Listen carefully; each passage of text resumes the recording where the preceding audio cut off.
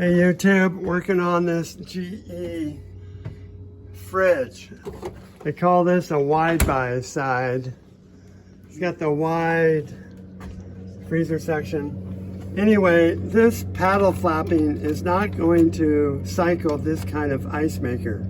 This is a little cover for the cube adjustment size.